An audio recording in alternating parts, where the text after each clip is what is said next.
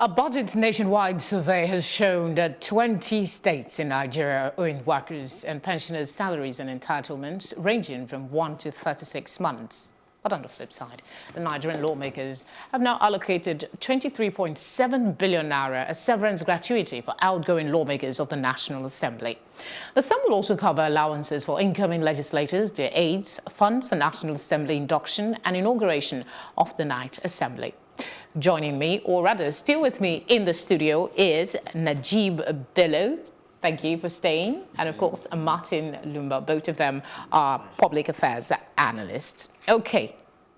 Just yesterday, we were talking about the situation in Bayelsa State, where the assembly members were looking for life pensions ranging from 500,000. And today, the news is awash with this. What's your immediate reaction when you juxtapose that to the quest for 30,000 naira minimum wage? Ordinarily, when you work and you get to retirement age, you're entitled to some benefits.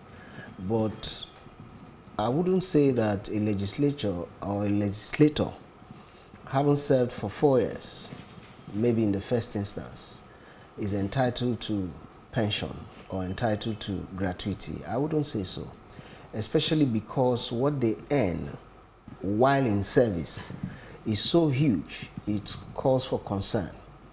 To that extent, one questions the, if you like, the patriotism, that they are deploying to serve Nigeria.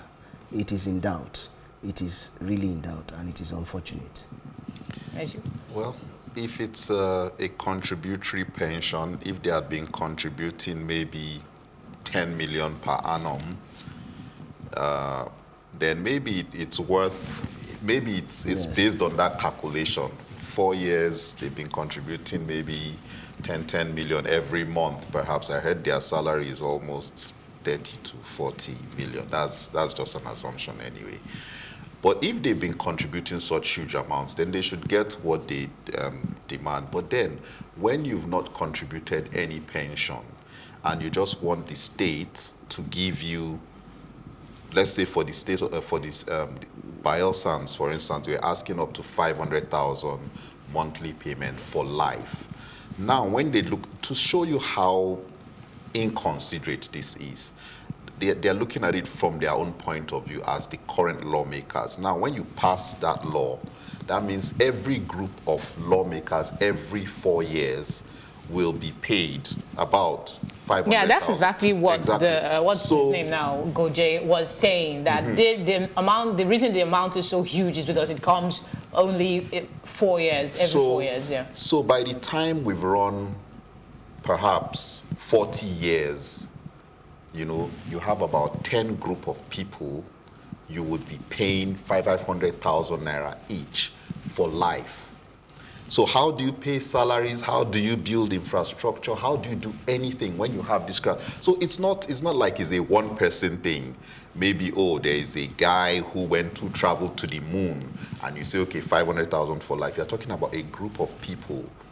Every 4 years, you could have new set of people that you'll be paying. Well, they are saying that added to this is the fact that the fund is also going to cover for incoming legislators, the inauguration of the Night Assembly, among other issues. However, there was no detail as to how the breakdown for the spending. It was not itemized. What is allocated for the inauguration? We need to stop, like he said, I'm just talking a lot, but we need to stop this. You go in there, if you work for 4 years and you are paid your full salaries and you don't contribute any pension from your salaries, then when you are going, just go. But if you go there and you contribute some part of your salaries towards a pension, then that amount should be calculated and it should be spread for the next couple of years you leave. But aside from that, we shouldn't have just random figures just thrown around for without any. But one of the arguments formula that was put forward for the reason why the lawmakers are looking at this, they are used to having. Hold on. They are used to having, and in their opinion, they've served this country well enough for them not to ever lack again. And one of the language that was used was to protect them from the uncertainties of the future, so that no matter what happens, whether they work or they don't work, they get something at the end of the month. Your thoughts? They are not unique in terms of facing uncertainties. Everybody faces uncertainties. Students face uncertainties. Unemployed graduates, they face uncertainties. Retired military people, they also face uncertainties. So the legislators must not be treated any differently.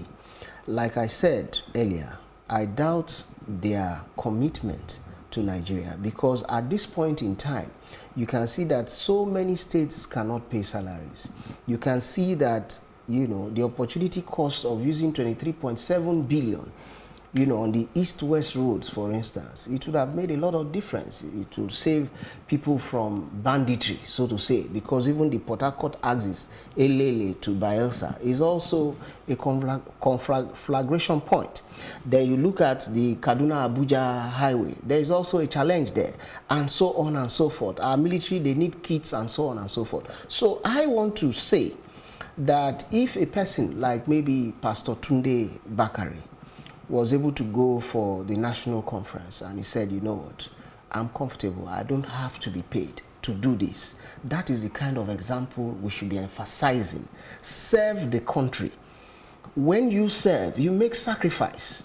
Are you with me? But when you come to serve and then you want to get some kind of opulence, you want to live in opulent majesty, that is not ideal. On a lighter note, sorry. Go ahead. So that I don't miss my thoughts. I think that fundamentally, the kind of National Assembly that we need now is a National Assembly that can help to restructure Nigeria, the economy, the polity, are you with me? And even the governmental interrelativity, so to say. The fact of the matter is that, look at the US, for instance. They talk about midterm elections. The House of Representatives, the Congress, in the US, they do elections every 2 years, for instance, not 4 years.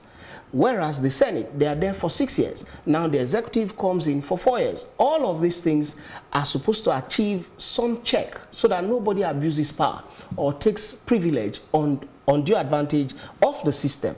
But here, you see how it is. It's a problem. So the National Assembly has a lot of work to do. They need to make that sacrifice. They need to demonstrate patriotism and, of course, deliver on their mandate. I'm actually going to come back to this question I asked that you didn't respond to. But on a lighter note, I wanted to ask you quickly, do you envisage a scenario where we'll have lawmakers who will come up and say, do not pay me, I'm good enough to go, I just want to serve this country? Why not? In this country? Certainly. I just mentioned Pastor Tunde Bakare. Is he a seventh senator? No, he's not. But at least it's a good point to start from. So this night assembly, this night assembly, do you see any lawmaker coming up to the country and saying... If we debate the issue long enough, a good number of them will be able to say, yes, they can hold on to that position. You're a very optimistic Nigerian, especially for governors who, of course, just left office. They still have so many things. As a governor, they give you a house property in Abuja. At least let me talk of the Lagos experience. They give you a house in Abuja, they give you choice house in Lagos, and they pay you some stipends. For goodness sake, you don't need any other money to say so. Are you with me? Okay. Don't forget that Muhammadu Buhari claims, I don't know how far that is still ongoing, but he said that he was committing part of his salary, himself and Oshibanjo, when they came in 2015, that they were committing a portion of their salary to help in our economic revival. Mr. Martins, I think you're a very optimistic Nigerian, and that's the kind of thing we really need to see. It's not about optimism. Lawmakers coming up and saying, "Oh, I just want to serve this country. Don't pay me." Really? I'm a pessimist when it comes to that. I do not, frankly, see. I wish to be, contradicted. If we press hard enough, I find it really hard to believe. if we make the terms of engaging our legislators to reflect this kind of understanding, you'll be shocked. All right, Najib, I was talking earlier about the details of the spending as to the breakdown of this 23 point something billion. You didn't quite answer that question, and I want to bring it back to you. Aren't Nigerians entitled? Because the 2018 budget, we also saw a similar, shrewdness. Are we not supposed to know? We are supposed to know, but we are not pushing hard, like he said. How are we supposed to push? Is it not their responsibility to put this detail out there? Must we push for everything? These people are our public servants. When they have a task to do and they don't do it, we keep quiet. You have your private servant in your home. If you get there now and you see that the person did not do what they are supposed to do, will you keep quiet? You query him. You will query that person and you make sure that person does what they are supposed to do. But this is not the first time such a scenario is coming up. And questions have been asked, they don't respond. What have we done? Yeah.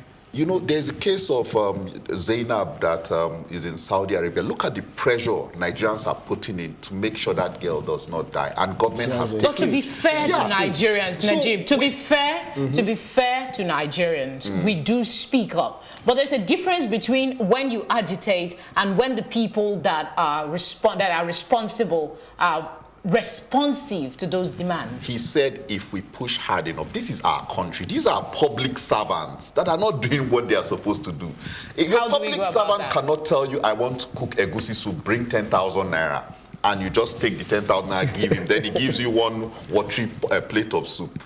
You will be angry, and you make sure that person knows that you will not take this. So that's what we need to be doing. We need to push and let these people know that if you are not going to do this, you come down. I will go to that Senate. I will sit there till you come out of that place. So we're not really, I try to mobilize Nigerians towards this, but a lot of people are really tired. They just want to... It's quite unfortunate. Yeah, they just want to really relax. Unfortunate. So okay, I must ask this question before we go further. It's Workers' Day, May 1. And we're not sure, like we mentioned in the previous segment, that this new minimum wage will be across board. But lawmakers are ensuring that they never lack when they leave office, while the Nigerian masses who are supposed to, reap the benefit of their wisdom and their contribution to the country are still on the sideline. What is this how it should be, and what can we do basically to ensure that while the senators are getting this money, all the states pay salaries exactly as stipulated by the new law? You know, NLC and their other bodies, they've started protesting already before even May 1st. They've already started protesting that, see, you are going to treat us well, you are going to pay this amount, and then they are talking about improving other services that help them, improving transportation, improving healthcare, rent and other things, so that the salaries, even the 30,000 naira, it now makes it more valuable when they have good health care, when they have such things. So they're already pressing, and they've made it clear that this money, they must get it, and everybody must get it. So if they continue to put pressure, they will definitely get what they need. So that's what we want to see. We want to see people actively coming out. And I think the way the economy is right now, it's making a lot of people more vocal about things that they are usually quiet about. And when they impose the new VAT, a lot of people will get even more proactive. So I look forward to seeing that. I must say thank you very much, gentlemen, for coming on the program. Pleasure. I'm very happy to have you always. I guess that's it for now. We will take a short break, and when we come back, we'll take a look at our plus package, and when we come back, I will give my take. Stay with us.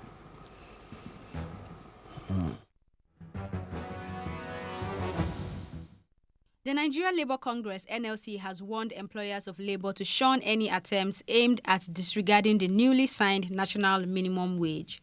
The NLC, at a solidarity rally in Abuja, also promised a showdown with employers that continue to use casualization to deprive Nigerian workers of their rights as employees.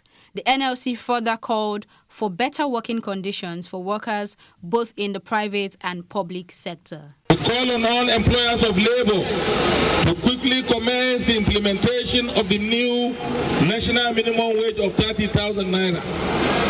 The Nigerian Labour Movement will keep a hawk eye on all employers of labor, especially state government, to ensure total compliance on the implementation of the new national minimum wage. In similar vein, organized labor will continue to step up campaign to ensure that our workplace are rid of anti-workers policies and practice. In line with the theme of this year May Day, we'll be squaring up against unemployers of labor who deploy casualization, outsourcing, and anti-unionization policies to dehumanize workers and rob them of their voice and rights.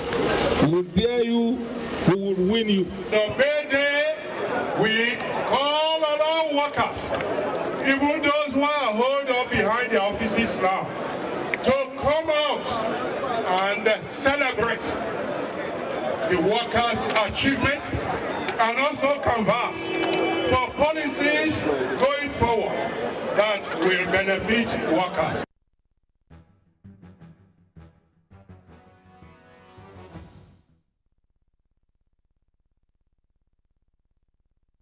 The Zamfara State Governor's comment on recession. I would like us to focus on Zamfara. It is the state with the least IGR and is the least viable state.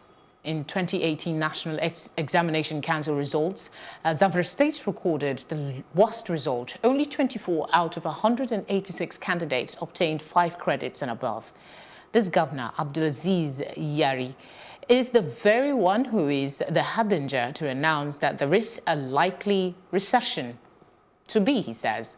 How is he preparing his underdeveloped, mostly uneducated populace for this recession? Bukuyum, holy land of Zamfara's gold production. Nigeria has largely untapped deposits of minerals, including gold, tin, and zinc. Some 80% of mining in Nigeria is carried out on an artisanal basis, and gold in Zamfara is routinely smuggled out of the country illegally to neighboring Niger and Togo. Zamfara is the state worst hit by the uptick of violence and has killed dozens of people since the start of the year. The governor blames banditry, but what about poverty? How has the governor equipped the Zamfara state's economy? Property rates have crashed beyond measure all over the north. Investors have fled. Local economies have collapsed. Desertification has taken over many places as farmlands and animal husbandry are abandoned. Proceeds of crime have become the new means of livelihood for a new majority. In Zamfara, the recession started a long time ago. And that's all on Plus Politics tonight. Join us again tomorrow evening. I'm Felicity Ezewike.